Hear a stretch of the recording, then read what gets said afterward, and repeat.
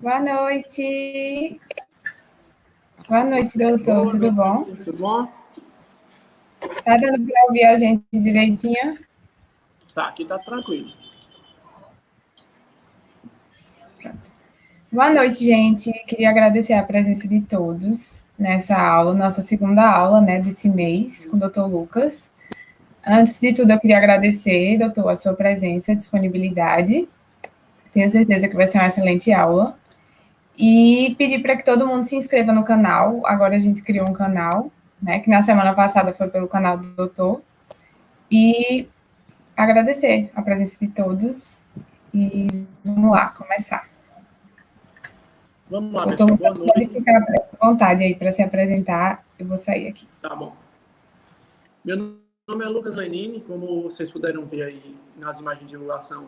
Eu sou médico formado pela UFRN. Era também presidente da Liga de Urgência e Emergência lá do Rio Grande do Norte. Fui fundador também, junto com alguns colegas, os primeiros integrantes da Liga. Atuo, nesse momento, na rede estadual pública, aqui na Paraíba e no Rio Grande do Norte também. E fui convidado pelo pessoal da LAAC, a Liga de Anatomia e Cirurgia, para fazer uma aula com algum tema sobre área cirúrgica, né? E, na verdade, eu sugeri fazermos essa aula sobre intubação de sequência rápida, porque intubação é um tema que, independentemente da especialidade médica que vocês escolherem, é indispensável que se tenha domínio sobre esse tema. Muita gente pensa que vou fazer dermatologia, vou fazer psiquiatria, não preciso saber intubação, mas a gente sabe que situações de urgência e emergência acontecem em qualquer ambiente. Então, você pode estar muito bem no seu ambulatório de dermatologia e um paciente ter uma crise alérgica, uma anafilaxia, e você precisar intubar esse paciente. Então, é um tema inerente à área médica, independente da especialidade, certo? Inicialmente, gosto sempre de lembrar que a intubação é um ato médico regularizado em lei, então nenhum outro profissional pode fazer uso dessa técnica, é um ato restrito unicamente ao médico. E, para começar, a gente tem que começando pela definição. A intubação de sequência rápida, na verdade, é uma das várias formas que a gente tem de se obter uma via aérea avançada. Na verdade, a gente tem intubação de sequência atrasada, a gente tem via aérea imediata, tem várias formas. O que se viu de diferença na intubação de sequência rápida é que ela, quando comparada com as outras, é a metodologia mais eficaz de se obter via aérea para o paciente. Mortalidade não se modifica tanto, mas o sucesso da intubação é bem maior quando a gente usa a sequência rápida de intubação. E na definição simples e objetiva, ela nada mais é do que uma maneira bem delimitada, bem estratificada, bem protocolada de se obter a via aérea avançada para o nosso paciente. Resumidamente, sinteticamente, é isso. É uma das várias formas que existe de se obter via aérea avançada. Quando a gente fala de intubação, uma das primeiras coisas que a gente aprende na faculdade, junto com o famoso MONAB do infarto, é que Glasgow menor ou igual a 8 é critério de intubação. E muitas vezes a gente leva essa verdade, esse critério, como único e exclusivo indicativo de intubação, quando na verdade a gente sabe que existem muitas outras indicações. E a gente usa um tripé para indicar a intubação traqueal, que é o ABC.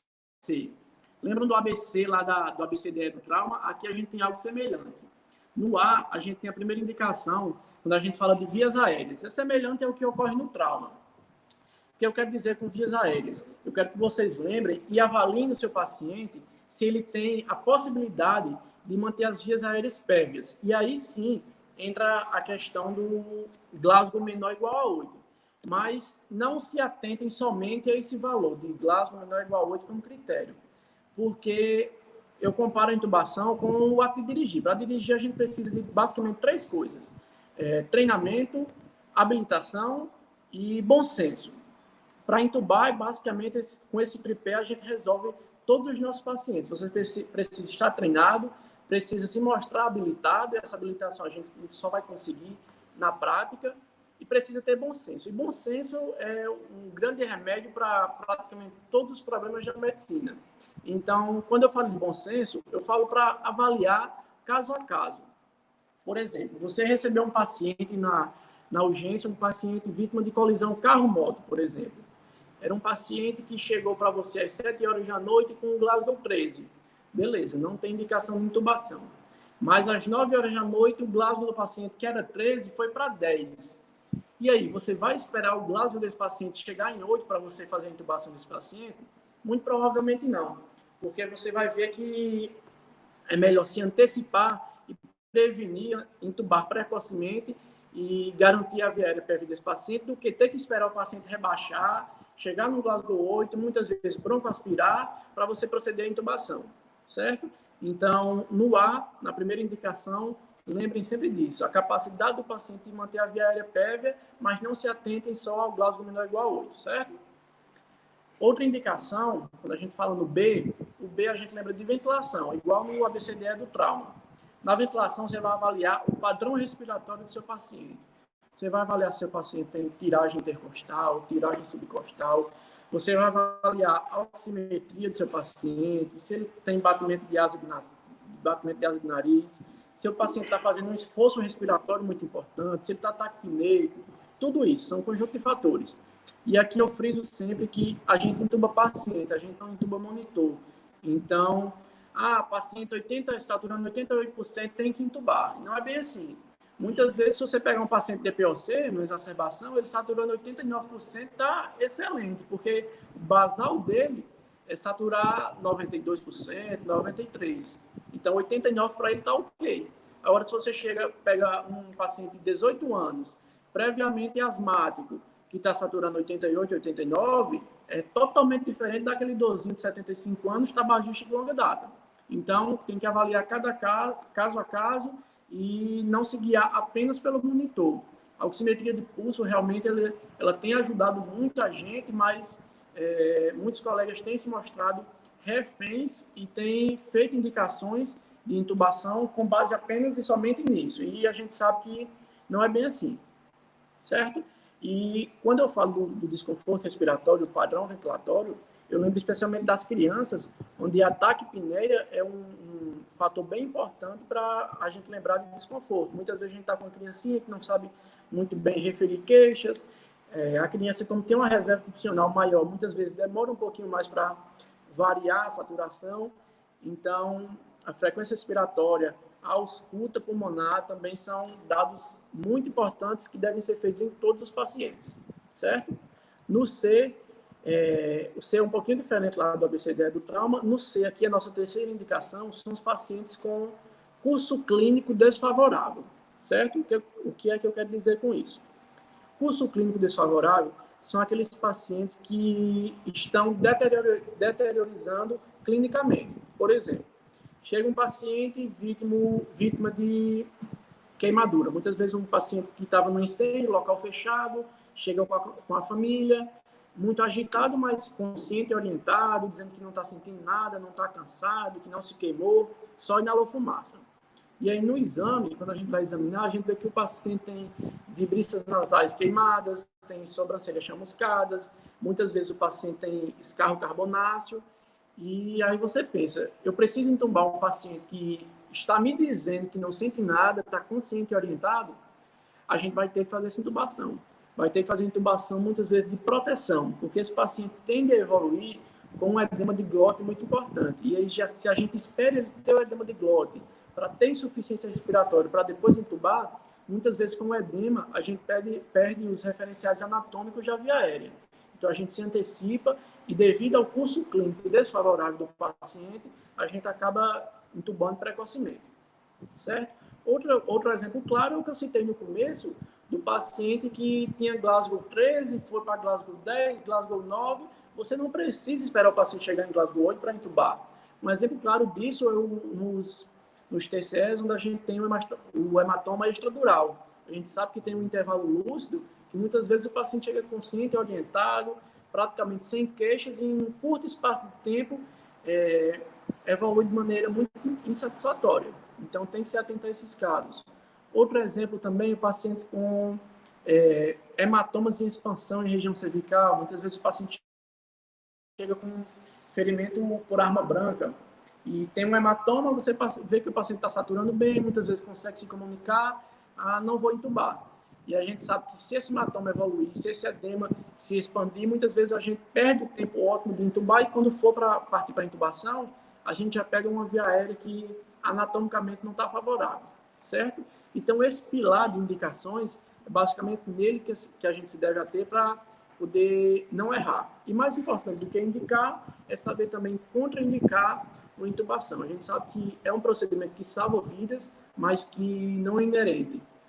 É um procedimento que tem riscos e que, como eu falei, tem que ter bom senso para poder fazer. Além de treinamento, além de habilitação, bom senso é sempre um ponto primordial, certo? Intubação de sequência rápida, a gente divide didaticamente em 7 passos, são chamados 7 P's da intubação. Mas, antecipadamente, eu digo que os 7 P's, como eu falei, são didáticos, são para a gente lembrar, para a gente memorizar, para a gente não passar, deixar desapercebido nenhum ponto. Mas a gente vê que muitas vezes na prática, a gente acaba fazendo concomitantemente várias etapas desses P's que eu vou listar para vocês, certo?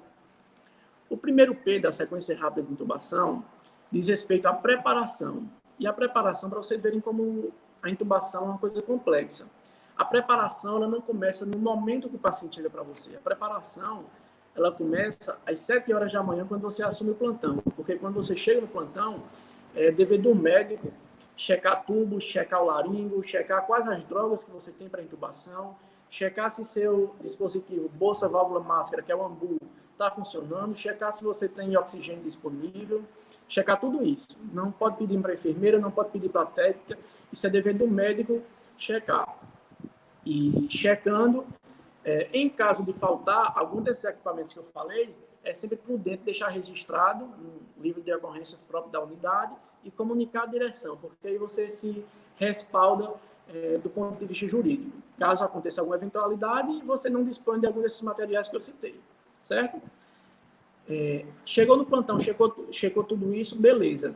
Vai checar novamente na hora que o paciente estiver com você. Então, o paciente chegou. Na preparação, você já separa. Uma mulher, vou usar um tubo 7, 7,5, vou usar um tubo 8, 8,5. Deixa sempre 2 tubos separados. Insufla o cuff do tubo, vê se o balonete está ok. Testa a luzinha do laringo, testa a pilha do laringo, vê se está tudo ok. Confere, inclusive, validade das medicações.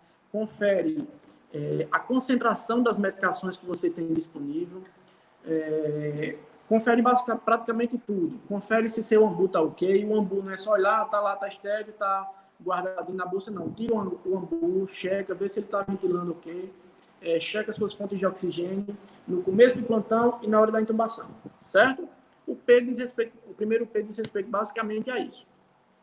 O segundo P, a gente chama de pré-oxigenação.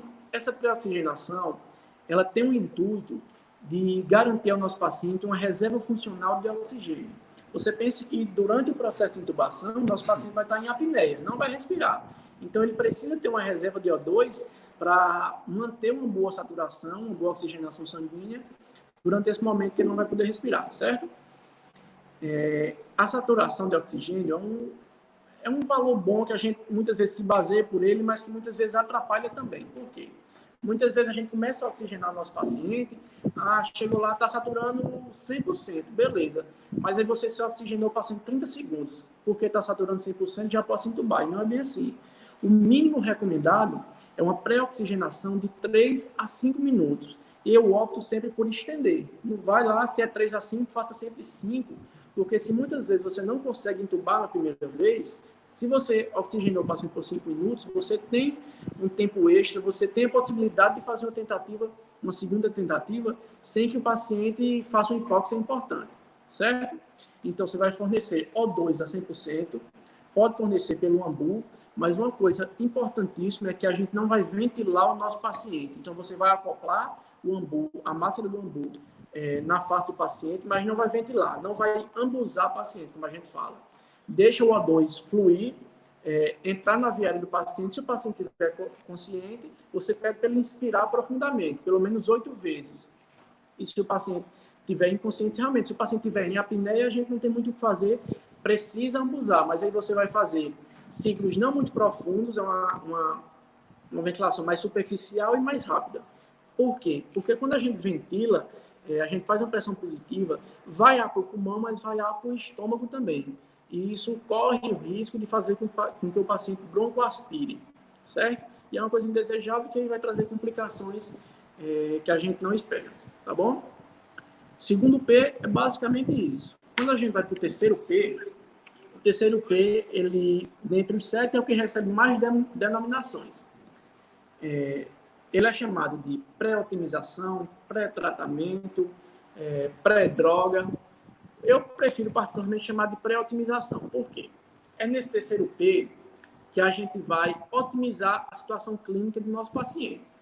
Pense bem, você está com um paciente com uma PA 8x4 e você não tem um acesso periférico nesse paciente, você não fez nenhuma hidratação, nenhuma expansão volêmica, não fez droga vasoativa, e você já quer entubar. Não faz muito sentido. Muitas vezes o paciente está com hipóxia, está com rebaixamento simplesmente pela desidratação. Então, 2 acessos periféricos calibrosos, de preferência em fossa anticubital, faz uma hidratação, faz uma expansão volêmica. Se necessário, não tenha medo de fazer droga vasoativa. A gente tem que otimizar esse paciente para que ele sinta menos o processo de intubação, que não é um processo inócuo, certo? Uma coisa importante, muitas vezes a gente vê sendo feita. Durante a pré-oxigenação, você está no segundo P ainda, você percebe que seu paciente está expandindo menos um hemitórax que o outro. Você suspeita de um pneumotórax. Então, não faz muito sentido você intubar seu paciente se ele está com pneumotórax. O pneumotórax, a gente tem um pulmão totalmente colapsado, o pulmão não consegue expandir.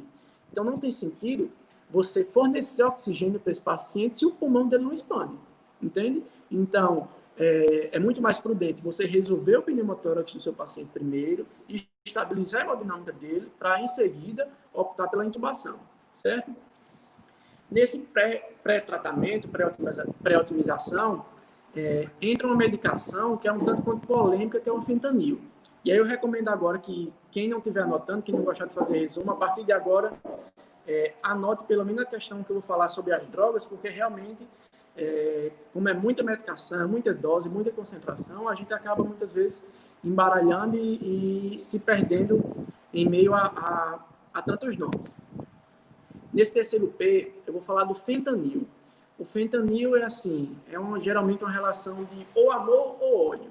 Geralmente os anestesistas gostam muito do fentanil porque são profissionais que têm mais mão, têm mais um manuseio melhor dessa medicação, usam com mais frequência.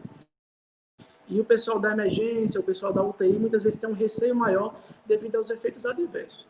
Mas vamos lá falar do fentanil. O fentanil, ele está disponível em um frasco ampola de 10 ml. A apresentação do fentanil é 10 ml, frasco ampola, na concentração de 50 microgramas por ml. Então, um frasco ampola de 10 ml terá 500 microgramas, certo? A dose na literatura é muito variável. A gente usa uma dose de 1 a 5 microgramas. Eu gosto sempre do meu termo, então eu opto por usar uma dose de 3 microgramas por quilo, certo? E o que é que significa esse 3 microgramas por quilo? É o seguinte: urgência não é lugar de parar para pesar paciente e ir para a calculadora fazer conta. Então, o que é que eu geralmente faço? Eu tenho na minha cabeça as doses para um paciente de 70 quilos, que equivale mais ou menos a 80, 90% dos pacientes que a gente vai receber na urgência. Não que 80, 90% dos pacientes terão 70 quilos, mas a grande maioria dos pacientes varia numa faixa de 60 a 80 quilos. Então, se você sabe a dose para um paciente de 70 quilos, com a regra de 3, rapidinho, você consegue otimizar, diminuir ou aumentar um pouquinho a dose de forma a fazer um manuseio adequado das drogas. Então, para um paciente de 70 quilos, o fentanil, a gente usando 3 microgramas por quilo, a gente vai precisar de 210 microgramas, certo? Arredondando para 200 microgramas, a gente vai precisar de 4 ml de fentanil. 4 ml de fentanil é uma dose que resolve praticamente todos os nossos pacientes. Praticamente todo paciente consegue receber uma boa analgesia com essa dose de fentanil. Como eu falei, o fentanil ele vai atuar como analgésico, mas ele não é uma medicação obrigatória na sequência rápida de intubação. Isso é importante frisar porque Muitas vezes a gente vê a sequência rápida como uma receita de bolo, é fentanil e midazolam para todo mundo. E não é bem assim. O fentanil, a gente vai usar ele como analgésico. A gente deve usar sempre que possível, porque você pensa que o que é o processo de intubação, a ação de intubar. Com a lâmina de ácido, você vai levantar a mandíbula do paciente e passar um tubo pela traqueia dele. Então, é um processo doloroso, porque essa região é muito inervada, é uma região muito sensitiva. A gente não quer definitivamente que meus pacientes sintam dor. Especialmente os pacientes que vão ser prejudicados por esse reflexo de dor. A dor, quando ativa no nosso sistema simpático, ela tende a aumentar a frequência cardíaca e tende a aumentar a pressão arterial. Então, você pense, por exemplo, um paciente com dissecção aguda de aorta. O paciente, a aorta dele está dividida em duas, separada com uma camada bem delimitada de tecido. O paciente está com pressão 16/10. Se você intubar sem fazer analgesia nesse paciente, o estímulo causado pela intubação muito provavelmente vai causar elevação da PA. Então, um paciente com dissecção aguda de aorta, que está com pressão 16/10, quando você intuba, muito provavelmente ele vai com uma pressão de 20/11, 22/12, e você não quer, porque senão a aorta do cara vai para o espaço, certo? Então, é prudente no paciente como esse você fazer a analgesia. Pacientes, por exemplo, com também AVE hemorrágico, paciente que tem aumento da pressão intracraniana, você não quer alterações muito significativas de APA, é prudente fazer essa medicação. Paciente que tem síndrome coronariana aguda, o processo de intubação, a dor ocasionada por ele, aumenta o consumo de O2 pelo miocárdio, porque aumenta a frequência cardíaca. Então, você tem que proteger o miocárdio desse paciente. E o fentanil atua com essa proteção, certo? Devido à analgesia gerada. Em falando de analgesia, disparado, fentanil é que a gente tem praticamente melhor para usar nesse terceiro P. Como eu falei, 4 ml resolve praticamente todos os nossos pacientes. Se o paciente for muito acima do P, você pode fazer 5, 6 ml. Paciente mais magrinho, você vai fazer 2 a 3 ml. Lembrando daquilo que eu falei, né? 4 ml para um paciente de 70 quilos. E a partir desses 70 quilos, a gente varia um pouquinho para mais ou para menos, certo? Terceiro P, basicamente isso. O quarto P é onde a conversa começa a ficar um pouquinho mais nebulosa, porque no quarto P é o que a gente chama de paralisia após a indução. Atentem para o nome do quarto P, paralisia após a indução. Paralisia, o uso do bloqueador neuromuscular é sempre posterior ao uso do sedativo, posterior à infusão da sua droga utilizada na indução, certo? Então, em falando de indução, como é que a gente vai induzir, como é que a gente vai sedar o nosso paciente para a intubação? A gente tem praticamente 4 drogas disponíveis. O midazolam, o eptomidato, a ketamina e o propofol. Começando pelo midazolam. O midazolam está disponível em 3 apresentações, de 3, 5 e 10 ml. As ampolas de 3 e 10 ml, elas têm a mesma concentração, que é de 5 mg por ml. Então, a ampola de 3 tem 15 mg e a ampola de 10 tem 50 mg, certo? E a ampola de 5 ml, tem 1 mg por ml. Então, a ampola de 3 ml do midazolam tem uma concentração de droga maior do que a ampola de 5 ml. E isso é uma questão importante, quando eu falei lá no primeiro P, de preparação, de conferir as medicações que você tem, porque muitas vezes você pode pedir para a enfermagem uma ampola de midazolam, pensando que ela vai lhe repassar uma ampola com 15 mg e ela lhe passa uma ampola só com 5 mg de midazolam, que é uma dose 3 vezes menor do que a que você pediu. Então, por isso, a obediência a essa sequência da intubação é tão importante, certo? O midazolam, nessas apresentações que eu falei para vocês, a gente vai usar ele em uma dose de 0,3 mg por quilo. Na verdade, a dose de midazolam varia de 0,1 a 0,3. Mas como é uma droga que tem um início de ação não tão rápido, tem um pico de ação não tão bom também, tem uma farmacocinética que não é favorável, muitas vezes a gente acaba optando por usar a dose máxima, que é de 0,3 mg quilo. Então, voltando lá, para um paciente de 70 quilos, a gente vai usar 21 mg de midazolam. O que geralmente a gente faz, a gente pede para para aspirar 2 ampolas de 3 ml e infundir 4 ml para esse paciente. 4 ml de midazolam vai gerar 20 miligramas. Como a dosagem que a gente obteve na conta é de 21, e a gente tem essa variação de 0,1 a 0,3, 20 miligramas geralmente costuma ser suficiente. Indicações de midazolam. A gente vai usar o midazolam, tem basicamente uma indicação. Você vai usar o midazolam quando você não tiver nenhuma outra droga disponível. Porque disparado é a mais disponível no Brasil, o midazolam, mas na contramão é a pior droga disponível para intubação. Demora a começar a fazer efeito, muitas vezes o paciente entra em depressão respiratória, muitas vezes antes de ser sedado, então muitas vezes você vai brigar o paciente porque ele não está relaxado, mas já está entrando em hipóxia, certo? Como efeito adverso, como eu falei, depressão respiratória, hipotensão, principalmente quando utilizado junto com o fentanil. O midazolam, ele é quem causa a hipotensão, mas o fentanil atua como potencializador da hipotensão causada pelo midazolam. Então, essa duplinha, apesar de ser a mais conhecida e a mais usada no Brasil para intubação, é de longe a pior escolha. Então, a gente vai se restringir ao uso do midazolam quando a gente não tem outra droga, ou então quando o paciente tem uma contraindicação explícita a qualquer uma das outras medicações. Certo? Como eu falei, depressão respiratória e hipotensão são os principais efeitos adversos. Nossa segunda droga é o etomidato. O etomidato está disponível em uma ampola com 10 ml na concentração de 20 mg, de 2 mg por ml, certo? Então, 10 ml, 2 mg por ml, dá 20 mg no total. A dose é igual ao do midazolam, 0,3 mg por quilo. Então, num paciente de 70 quilos, a gente vai usar também 21 mg. Como a ampola tem 20, a gente acaba usando uma ampola completa e costuma ser suficiente.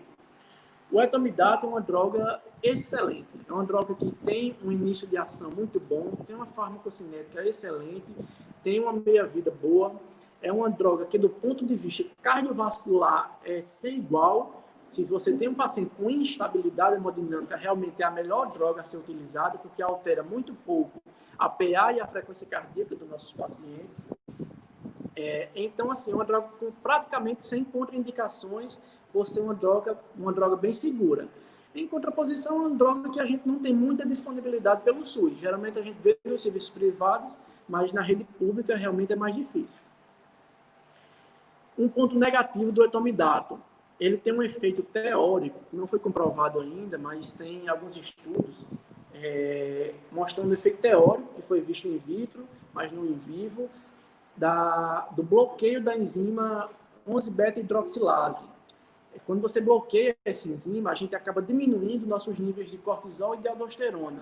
Então, se você tem um paciente que estava em choque, você utilizou o etomidato e ele evoluiu com uma hipotensão ainda mais severa, que muitas vezes é irresponsiva a fluidos, irresponsiva a drogas vasoativas, a gente, às vezes, muitas vezes tem que fazer umas doses de nora bem elevadas para poder esse paciente responder. Você suspeita que ocorreu bloqueio da 11-beta-hidroxilase. Por sorte, é um efeito que é potencialmente irreversível. Ele geralmente acontece após 6 horas, 6 até 48 horas ele pode acontecer após o uso do etomidato, mas ele é potencialmente reversível pelo uso da hidrocortisona. Então, a gente usa geralmente 200 mg de hidrocortisona para correr em 24 horas na BIC, ou então você pode fazer uma ampola de 100 mg de hidrocortisona de 8 em 8 horas ou de 12 em 12 horas, porque essa atuação do glicocorticoide vai repor o que foi inibido pela enzima, certo? Nossa próxima droga é a ketamina. A ketamina ela está disponível basicamente em 2 apresentações, ampolas de 2 e de 10 ml. Nas duas, a concentração é a mesma, de 50 mg por ml. Então, na ampola de 2 ml, a gente tem 100 mg, e na ampola de 10 ml, a gente tem 500 mg. A dose da ketamina é de 1,5 mg por quilo. Então, num paciente de 70 quilos, a gente utilizaria 105 mg.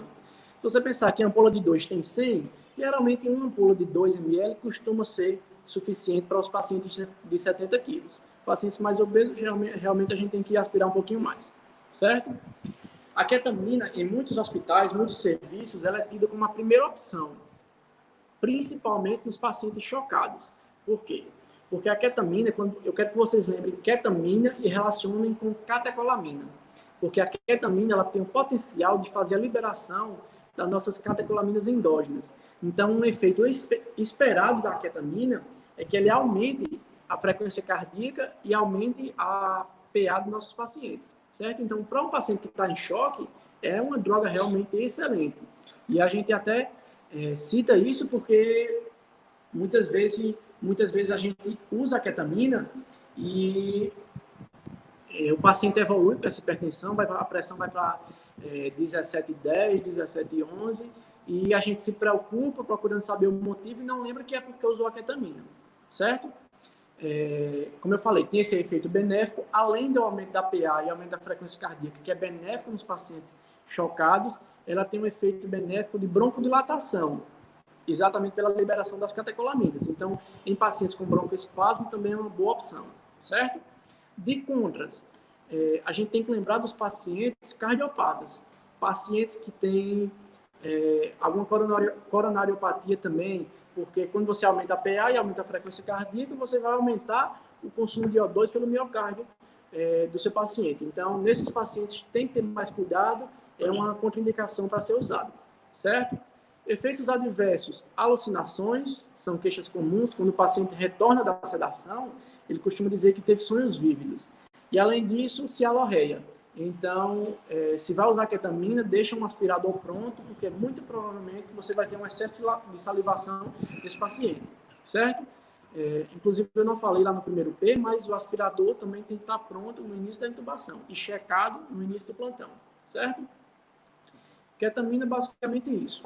O Propofol é a nossa última droga sedativa. O Propofol está disponível numa ampola de 20 ml, na concentração de 10 mg por ml. Então, uma ampola de Propofol, ele é um líquidozinho leitoso, ela vai ter 200 mg, certo? O Propofol a gente usa na dose semelhante à da ketamina, vai usar também 1,5 mg quilo. Então, para um paciente de 70 kg, vai usar 105 mg. Como a ampola tem 20 ml, 200 mg, a gente usa meia ampola, que são 10 ml, geralmente costuma resolver, certo? O Propofol, ele tem dois benefícios principais. O primeiro, broncodilatação, semelhante à ketamina, os pacientes com broncoespasmo se beneficiam do uso do Propofol, e uma ação anticonvulsivante. Então, se seu paciente tem um histórico de epilepsia, tem um histórico de convulsões, ele vai ter realmente um benefício ao fazer uso dessa droga, certo? De contra, o Propofol, ele pode levar a uma hipotensão severa, uma hipotensão grave. Então, tem que ter cuidado, principalmente nos pacientes que estão chocados. Mas, se você opta por usar o Propofol, por outro lado, não pode ter medo de usar a droga vasoativa, não pode ter medo de fazer expansão volêmica vigorosa também para o seu paciente, certo? Então, basicamente isso. Essas são nossas 4 drogas, certo? Eu gosto sempre de agrupar. Midazolam e etomidato, porque a dose é de 0,3, é igual para os dois, e ketamina e propofol, que a dose é de 1,5 mg por quilo, certo? Pronto. Sedação é basicamente isso. Mas dentro do quarto P, a gente tem que lembrar da paralisia. O que é a paralisia? A paralisia é o bloqueio neuromuscular que a gente vai produzir no nosso paciente. O bloqueio neuromuscular, ele veio muito à tona agora, nesse tempo de Covid, porque a gente não quer que o paciente tussa, a gente não quer nenhum tipo de resposta motora do paciente durante a intubação para não gerar partículas, especialmente nesse tempo do Covid. Mas é uma droga que, independentemente do Covid, ela tem que ser usada em praticamente todas as intubações, porque o uso do bloqueador neuromuscular eleva a taxa de sucesso drasticamente nas nossas intubações, certo? E para paralisia, a gente tem basicamente 2 drogas, rocurônio e succinil. Succinil é amplamente mais disponível no Brasil, certo? A succinil a gente tem 2 apresentações, ampolas de 100 mg e de 500 mg. Ela vem sempre na forma de pó, e a gente vai fazer a diluição desse pó com água, com alguma solução que já é de rotina do serviço, certo? Geralmente, a que tem mais disponível é a ampola de 100 mg, e a dose que a gente vai usar é de 1 mg por quilo. Então, paciente de 70 quilos, a gente vai usar 70 miligramas. O que é que a gente recomenda fazer? você vai pegar a ampola de 100 mg e a diluição padrão é para 10 ml. Porque quando você dilui para 10, você vai ter a concentração de succinil de 10 mg por ml. Então, um paciente de 70 quilos, você vai usar 70 mg, você vai usar 7 ml. E dá sempre para fazer esse joguinho com o peso. 70 quilos, 7 ml, 80 quilos, 8 ml, 60 quilos, 6 ml. Então, fica bem fácil de memorizar a dose da succinil, certo? A succinil, ela é um bloqueador neuromuscular despolarizante. Ela atua despolarizando nossas células musculares, certo? Então, muitas vezes a gente vai ver 1000 fasciculações, você vai ver o tórax do paciente, a musculatura fasciculando, e geralmente quando a musculatura para de fascicular, é o momento ideal para a intubação, porque é o ápice do bloqueio neuromuscular desse paciente, é o ápice da apneia desse paciente, então é o momento ótimo para realizar a intubação. Com a succinil, a gente tem que ter basicamente 2 cuidados. Devido a essa despolarização, ela tira o potássio do intra para o extracelular. Então, nos pacientes com hipercalemia, a gente tem que ter cuidado na contraindicação ao uso da succinil. Além da hipercalemia, os pacientes com histórico de hipertermia maligna também se constituem a segunda contraindicação da succinilcolina, certo? Basicamente esses 2. Mas tirando essas contraindicações, é uma droga que cumpre o que promete. Faz um bloqueio excelente, geralmente de 45 a 60 segundos. A gente tem o paciente paralisado e ótimo para a intubação. A meia-vida da droga geralmente é de 8 a 10 minutos, certo? O rocurônio é um bloqueador neuromuscular também excelente, inclusive eu considero melhor do que a succinil, só que infelizmente é menos disponível. O rocurônio está disponível em ampolas de 5 ml com 50 mg. Então, a gente tem uma apresentação também de 10 mg por ml, certo? Recapitulando, ampola de 5 ml com 50 mg, formando 10 mg por ml. A dose é um pouquinho maior do que da succinil. Na succinil, a gente usa 1 mg por quilo, no rocurônio, a gente vai usar 1,2 mg por quilo. Então, num paciente de 70 quilos, a gente vai utilizar 84 mg de rocurônio. E a dica prática que eu dou o que você aumentou do rocurônio em comparação ao succinil foi somente 0,2 mg, certo? Então, o que muitas vezes a gente faz? Você memoriza a dose da succinil, 70 kg 7 ml, 80 kg 8 ml. Quando você for usar o rocurônio, você dá um aumento de 1 a 2 ml na dose de rocurônio. Então, se você num paciente de 70 kg, você usa 7 ml de succinil, de rocurônio você deveria utilizar 8,4 pelos nossos cálculos. Mas você usando 8 a 9, costuma ser suficiente, consegue fazer uma boa paralisia do nosso paciente, certo? É uma droga basicamente sem efeitos adversos, é uma droga muito segura e que tem um aspecto que pode ser positivo e muitas vezes pode ser negativo para o nosso paciente. Uma diferença da succinil é que ela é adespolarizante, então ela não vai ter aquele efeito de hipercalemia, mas ela tem uma meia-vida maior, mais prolongada do que a succinil. Então ela vai durar aí cerca de 40 a 50 minutos. Por que eu digo que pode ser positivo ou pode ser negativo? Porque se você conseguiu entubar o seu paciente, ótimo. Então, você vai colocar o paciente no ventilador e por 40 minutos ele vai ficar sem drive. Então, você consegue, nesses 40 minutos, que o ventilador trabalhe sozinho e você consegue ventilar de uma forma ótima o seu paciente, porque ele não vai brigar com o ventilador, ele não vai estar entrando na ventilação concomitantemente à ventilação mecânica, certo? Mas, por outro lado, se você não consegue entubar seu paciente vai passar 40 minutos em apneia. E realmente não é uma situação que a gente gosta de ver. Então, nessa situação, o que é que a gente vai fazer? A gente, obrigatoriamente, vai ter que fornecer pressão positiva nas vias aéreas do nosso paciente, porque ele não tem drive respiratório para fazer inspiração. E aí a gente vai usar ou um dispositivo supraglótico, pode ser uma máscara laríngea, por exemplo, ou então a gente vai utilizar uma cânula de Guedel e um ambu. E aí no ambu o que a gente indica é fazer aquela ventilação superficial que eu falei no começo e com a frequência mais elevada, porque aí a gente evita que distenda muito o estômago desse paciente e ele termine broncoaspirando, certo? Mas você tem que ter em mente que nos próximos 40 minutos você tem que ventilar por pressão positiva esse paciente, porque ele não tem drive respiratório, certo? Então, de droga, é basicamente isso. E aí vocês vão ver muita variação na literatura, succinil, tem gente que usa 1 miligrama, como eu falei, tem gente que usa 1,5, mas aí muitas vezes a gente vê que tem muito mais efeito adverso do que benefício dando 1,5.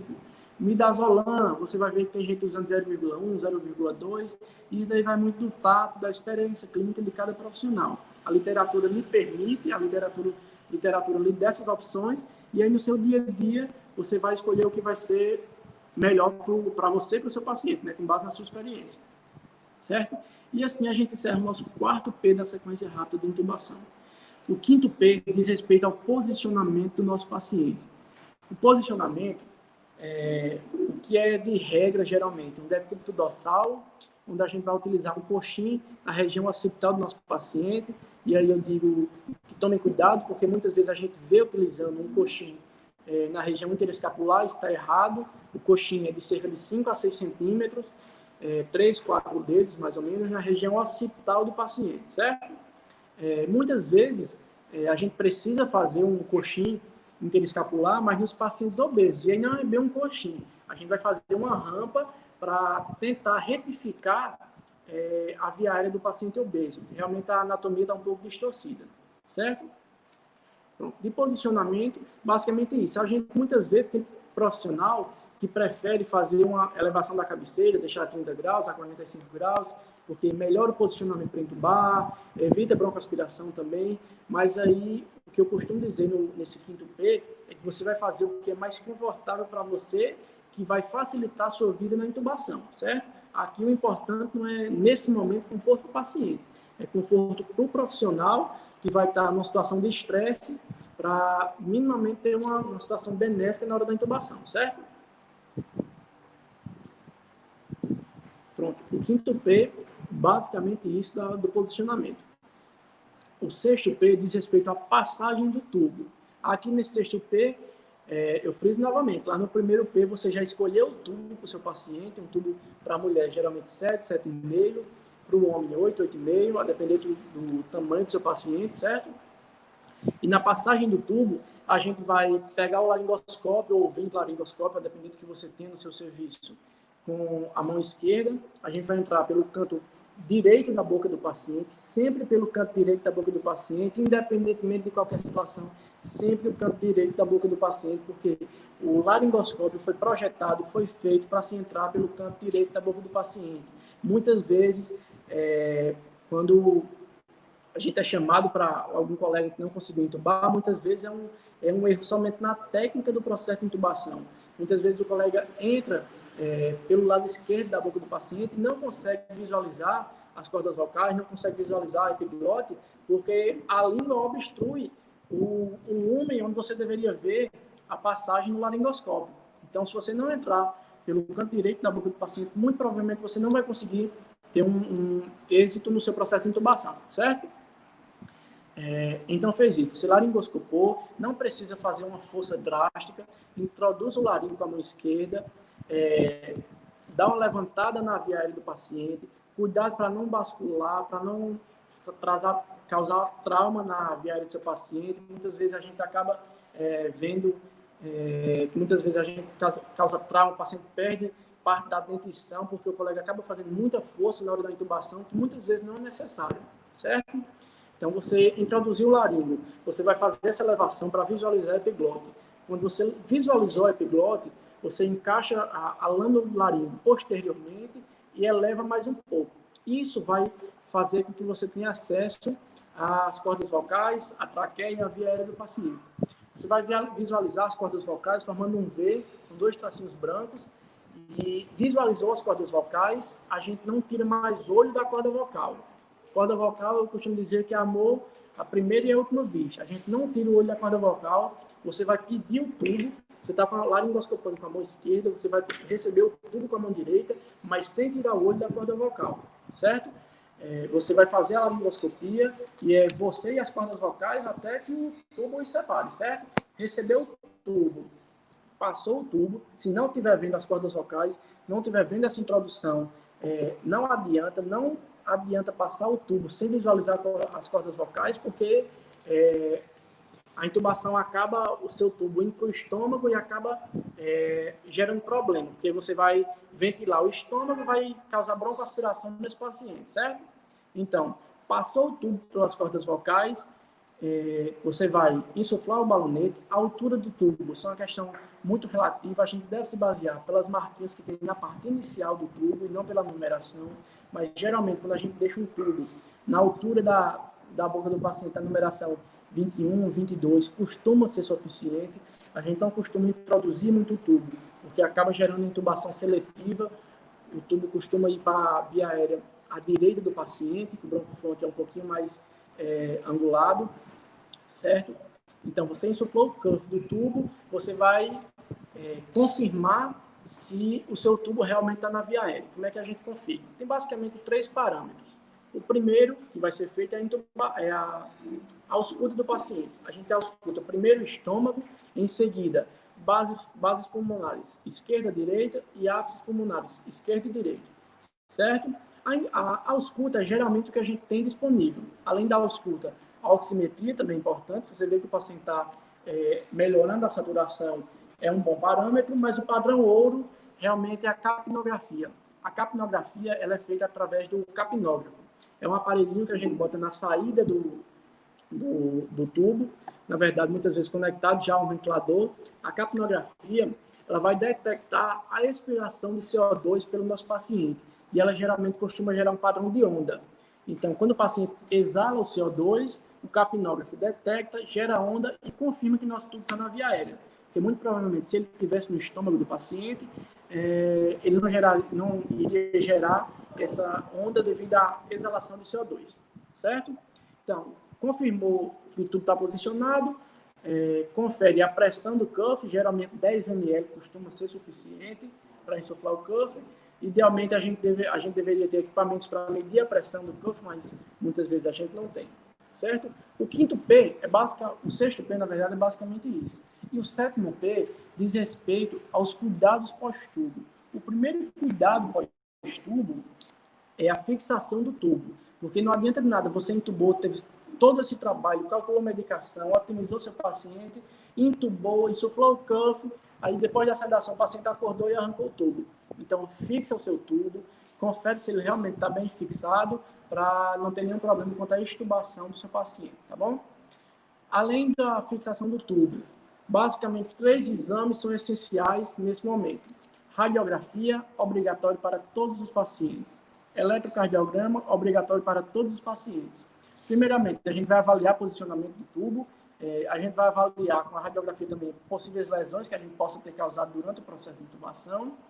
E no eletrocardiograma a gente tem que lembrar que a laringoscopia é um estímulo extremamente doloroso para o paciente. Como eu falei, a gente pode gerar um infarto, uma síndrome coronariana, pode piorar a dissecção aguda de aorta, pode instabilizar ainda mais o nosso paciente com os estímulos causados pela laringoscopia. Então, eletrocardiograma para todos os pacientes pós-tubo, certo?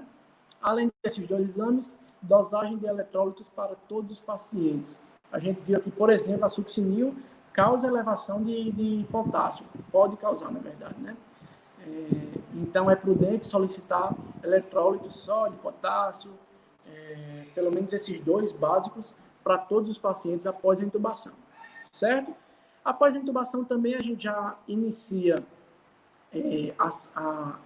a diluição das medicações para fazer a sedação do nosso paciente.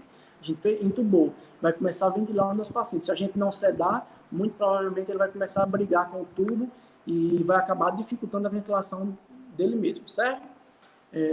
Na sedação, geralmente, o que a gente usa é uma solução mista, conjunta de fentanil e midazolam, e aí sim, realmente o fentanil e o midazolam fazem uma boa associação, porque você está com um paciente relativamente estável, você está com um paciente onde você tem uma tranquilidade maior para fazer uma expansão volêmica se precisar, para pegar uma sessão e fazer uma droga vasoativa se precisar. Depois de intubar, você tem uma tranquilidade para manejar seu paciente melhor, certo? Então, uma solução conjunta de fentanil e midazolam, que realmente eu não vou entrar mais em dose, porque eu acho que já foi muita dose aqui, a gente pode deixar, inclusive, para um segundo momento, mas que é obrigatório, certo? E, além disso, nesse último momento, você vai ou iniciar a ventilação mecânica através do ventilador para o seu paciente, e aí você vai ver o que é melhor. O melhor modo ventilatório, se é assistido controlado por volume, por pressão, se é volume assistido, enfim. Aí você vai realmente ver, caso a caso, o que vai ser melhor do ponto de vista de padrão ventilatório na ventilação mecânica para o seu paciente. Certo? Outra opção é continuar ventilando com o ambu, sabendo que vai ser algo temporário durante a remoção do paciente ou durante a estabilização, enquanto regula ele para um centro mais especializado. Tá bom? Só de dica, geralmente, se vai botar no ventilador, geralmente a gente começa com FiO2 a 100% no ventilador e PIPs intermediárias, de 8 a 10, costumam resolver. Você tem um paciente com pulmão muito inflamado, pulmão de SARA, geralmente a gente vai fazer uma PIB mais alta, pulmão de asmático, pulmão de DPOC também, mas aí realmente a gente tem que avaliar caso a caso, não é receita de bolo. Assim como eu falei lá no começo, que fentanil e midazolam para intubar não pode ser receita de bolo para intubação, certo? Então, acho que seria basicamente isso que a gente tem para discutir. Hoje, deixo aberto aí, se alguém tiver alguma dúvida, pode encaminhar nos comentários, os meninos vão repassar para mim. Quero desde já agradecer, inclusive não lembro se eu agradeci no começo, mas agradecer a Liga pelo convite, agradecer a Jordânia, que é integrante da Liga, que foi quem me fez esse convite para poder estar aqui conversando com vocês hoje. Sabendo que essa aula não é uma aula ideal, porque toda aula de intubação, para mim, ela deveria ser teórico-prática, mas tendo em vista toda essa pandemia que nós estamos vivendo, não é possível, né? Mas desde já me prontifico também, caso queira, me prontifico com o pessoal da Liga para um posterior aula teórico-prática, bem como para outras aulas que, porventura, tenham necessidade, certo? Tem alguma questão aí? Doutor, muito obrigada pela aula. E vamos sim querer a aula prática, com certeza. Nós temos duas dúvidas aqui. A primeira é da Dayana, é a seguinte: quais os medicamentos que devem ser feitos para extubar o paciente? Certo. Para extubar basicamente o paciente, a gente vai manejar muito mais droga ou muito mais ventilador do que droga, certo? Inicialmente, o paciente, 98% dos pacientes vão estar entubados com a sedação que eu falei, de fentanil e midazolam. E o que a gente geralmente começa a fazer? A gente vai tapeando para baixo a dose dessas medicações. Então, se o seu paciente estava com 15 ml hora da sua sedação, vai diminuindo para 12, diminui para 10, diminui para 8, até que o paciente comece a ter drive respiratório, até que o seu paciente comece a entrar junto com o ventilador. Então, se o seu paciente estava no modo ventilatório de pressão controlada, volume controlado, você passa ele para um modo ventilatório de volume assistido ou pressão assistido, onde, na verdade, o paciente vai entrar na inspiração e o ventilador vai apenas ajudar com o volume ou com a pressão que for necessária. E depois que o paciente passar algum tempo estável no modo volume controlado, no volume assistido ou no pressão assistido, você continua o desmame da sua sedação e vai diminuindo PIP e vai diminuindo FiO2. Eu falei que você começa com FiO2 de 100%, mas o FiO2 de 100% é muito deletério para os nossos pacientes, e especialmente para os pacientes pneumopatas, paciente DPOC, um paciente que não pode receber por muito tempo oxigênio a 100%, porque o oxigênio a 100% gera muito radical livre, certo? Então, o que é que a gente geralmente faz para extubação? Você entubou, botou o paciente a 100%. Ao decorrer dos dias, ao decorrer das horas, a gente vai diminuir a FiO2 de 100% para 90%, 80%, idealizando manter, na maior parte do tempo, o paciente com FiO2 menor do que 40%. Não tem como você extubar um paciente que esteja no ventilador com FiO2 acima de 40%, porque muito provavelmente ele não vai ter drive, ele não vai ter função pulmonar para aguentar respirar sozinho, certo? Então, se você já está lá no ventilador com FiO2 de 30%, com uma PIP baixinha, PIP de 5, 6, e o paciente tem drive respiratório, está com a frequência respiratória dele própria. O paciente, por exemplo, está no volume controlado, fazendo uma frequência respiratória de 12, 13, 14, o que é que você faz? Você desliga a sedação, deixa o paciente acordar, tira o paciente do ventilador desinsufla o cuff e retira o tubo, certo? E aí você dá o suporte ventilatório, você não vai deixar o paciente inicialmente sem oxigênio, você vai botar esse paciente numa máscara de reservatório, minimamente uma máscara de reservatório, certo? Com oxigênio a pelo menos aí 7, 8, 10 litros por minuto, que consegue fornecer inicialmente O2 a 100%, e avalia a resposta do seu paciente, certo? Porque muito provavelmente ele vai, se ele estava, como eu falei, com FO2 de 30%, em volume controlado, frequência respiratória de 12, 13, PIP de 5, quando você tira o tubo desse paciente, desliga a sedação, muito provavelmente ele consegue manter drive respiratório e respiração espontânea, certo? Não sei se me fiz entender, mas é basicamente isso. Se for isso mesmo, Dayana, se tiver mais alguma dúvida, pode mandar. A segunda é da Deu para Silvia. esclarecer? Eu achei que ficou bem claro. Vou esperar ela comentar. A Silvia perguntou: se não tiver fentanil e midazolam, pode fazer a sedação pós-intubação com alguma das outras drogas? Nesse momento de Covid, por exemplo, muitas drogas faltam no PS, inclusive essas. Certo. Vamos lá. A sedação pós-tubo, ela é bem mais delicada do ponto de vista de mudar a medicação, certo? Principalmente por questão, como vocês falaram, de disponibilidade. Muitas vezes a gente não tem drogas além de fentanil e midazolam para fazer. Muitas vezes não tem nem elas duas, né? Como você falou. As opções que a gente tem, que são seguras e que fornecem uma analgesia, a gente primeiramente tem que saber para que a gente está usando as drogas. O midazolam você vai sedar o paciente e o fentanil é para analgesia. Então, para analgesia, a gente tem basicamente com efeito analgésico bom, o fentanil. E tem remifentanil, tem outras opções que são derivados opioides, mas que são muito menos disponíveis do que o próprio fentanil, certo? Uma opção que tem se falado, inclusive, muito durante esse tempo de Covid, é a lidocaína, mas é uma droga que, particularmente, eu não considero como sendo uma boa opção, porque o efeito analgésico da lidocaína é muito baixo, é irrisório se você comparar com o fentanil. A lidocaína está sendo usada nesse tempo de... A lidocaína, 20%, é aquela mesma que a gente usa para fazer bloqueio anestésico, certo? Para a gente fazer sutura, tudo. Aquela mesma lidocaína. Um paciente de 70 quilos, na indução, a gente pode fazer 5, 6 ml, costuma ser suficiente.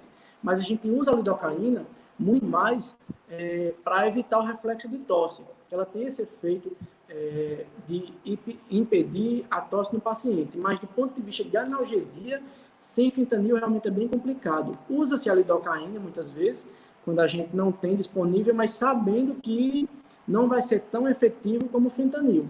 Muitas vezes, quando a gente tem uma limitação, não está zerado de tudo, o que muitas vezes a gente faz é diminuir a dose do fentanil, em vez de usar 4 ml, você usa 2 ml, 1 a 2 ml de fentanil e associa com a lidocaína, 5, 6 ml, porque aí você consegue poupar a droga e consegue garantir uma analgesia mais ou menos adequada para o seu paciente, certo? Mas para manutenção, realmente, sem fentanil é bastante complicado.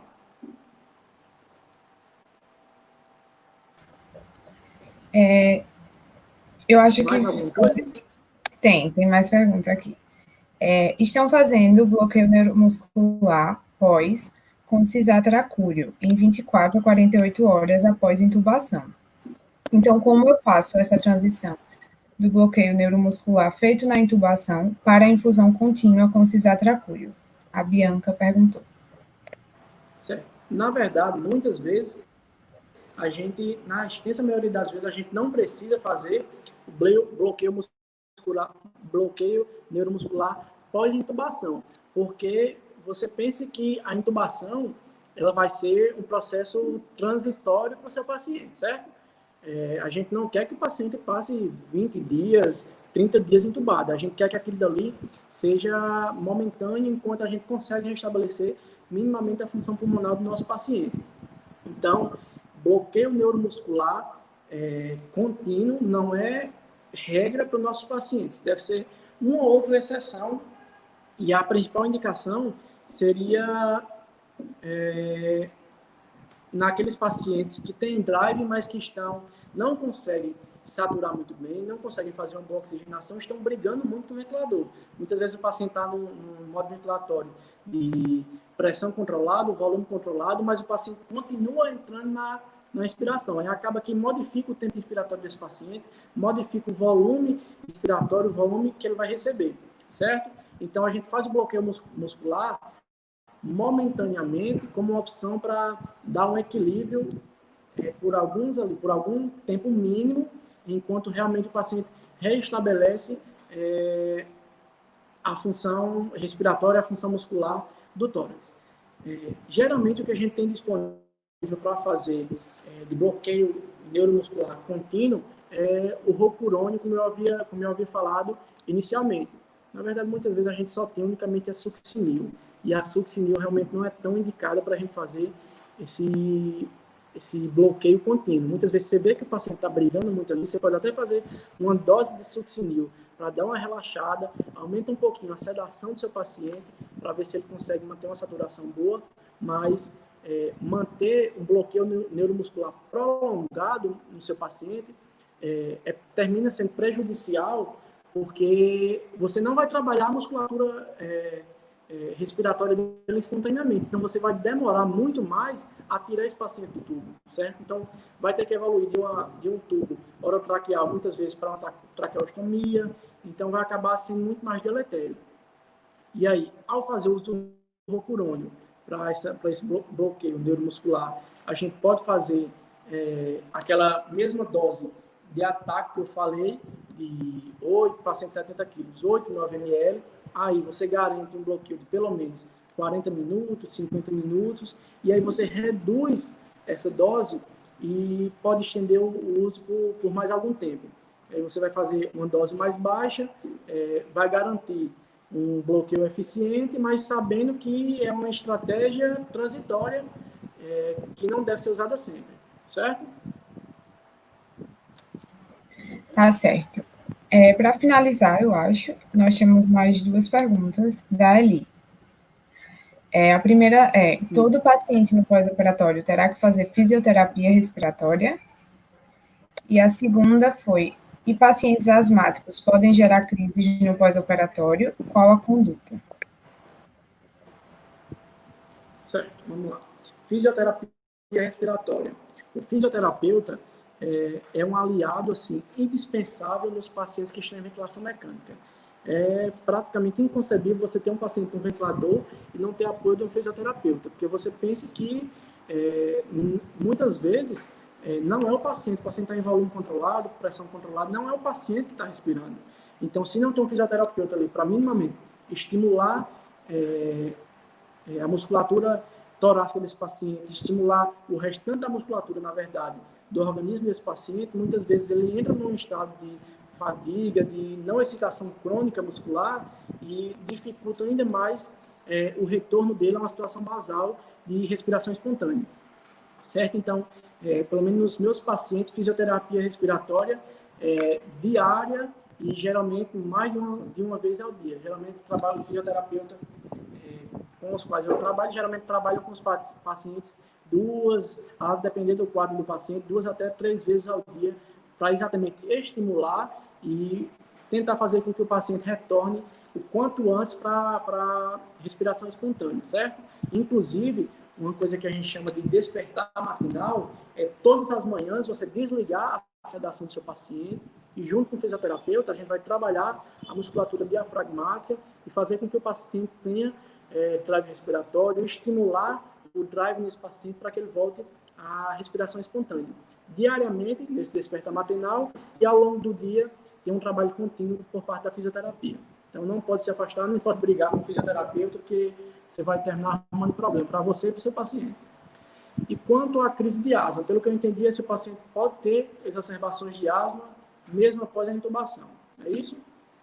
Realmente é uma possibilidade, principalmente pacientes jovens, né? Pacientes que têm uma reatividade maior, têm uma reação imunológica maior, então tem um efeito inflamatório muito maior no pulmão, e aí a gente vai fazer uso de medicações. A gente vai usar corticoide para dar uma reduzida na reação inflamatória desse paciente, a gente vai usar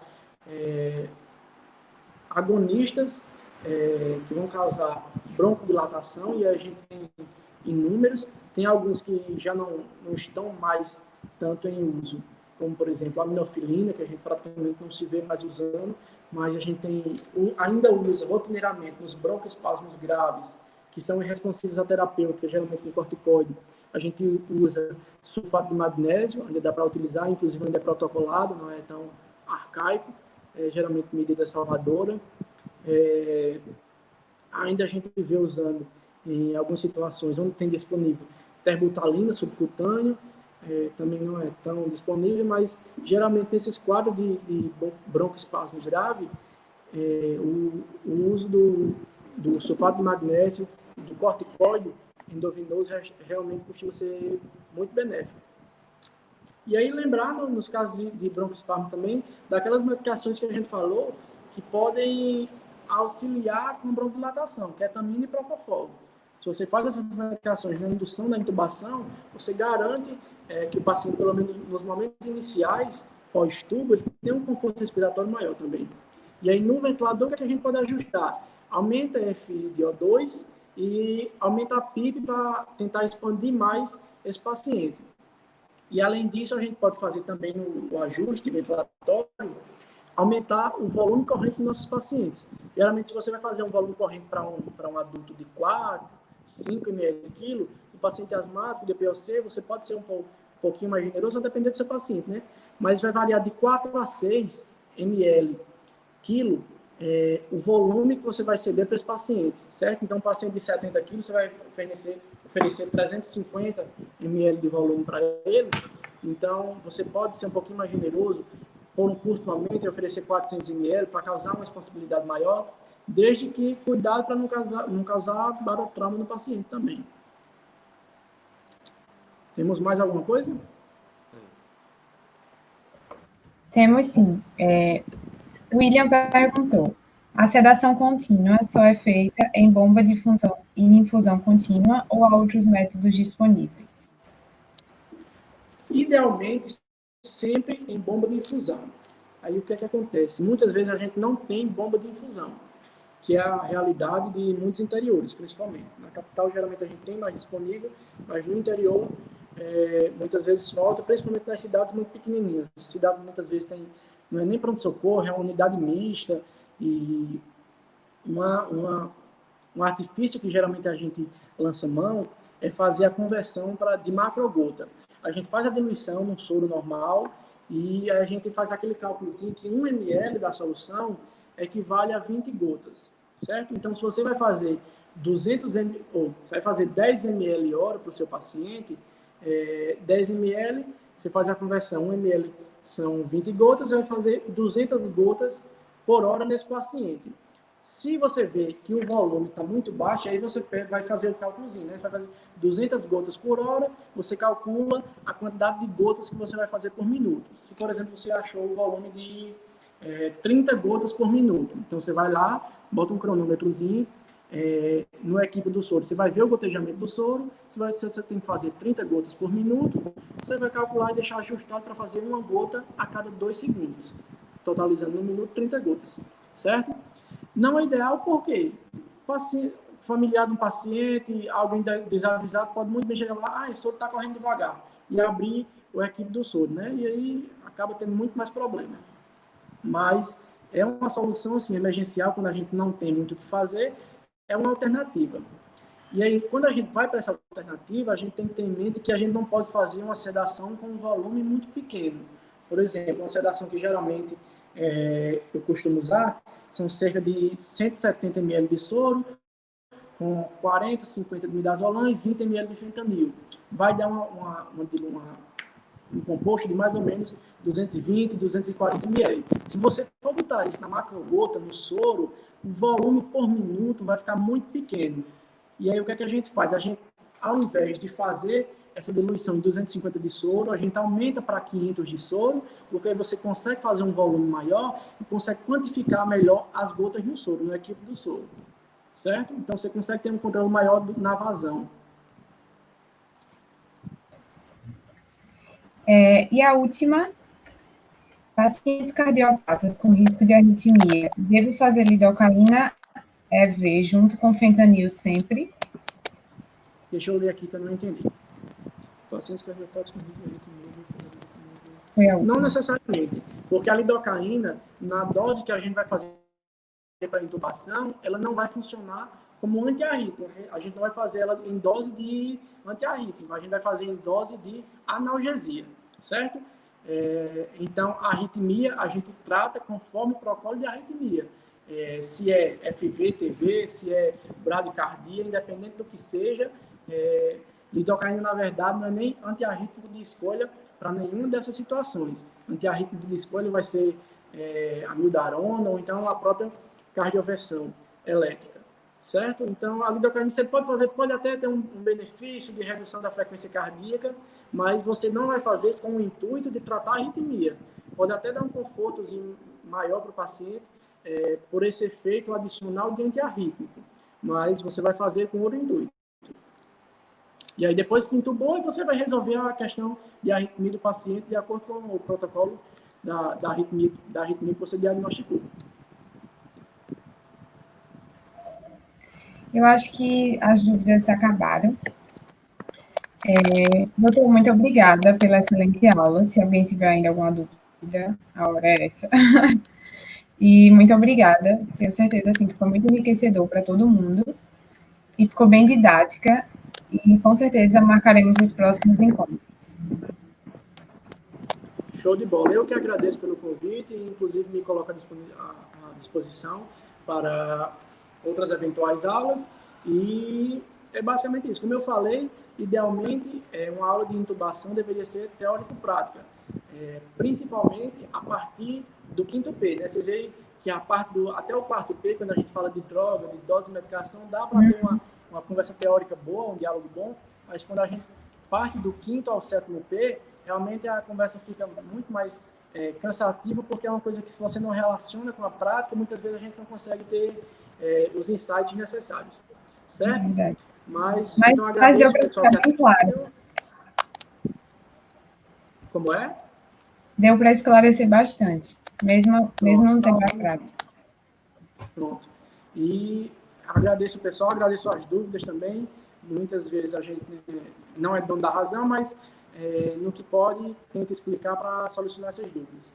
Certo? Então, muito obrigado, pessoal, e boa noite. Obrigada. Boa noite.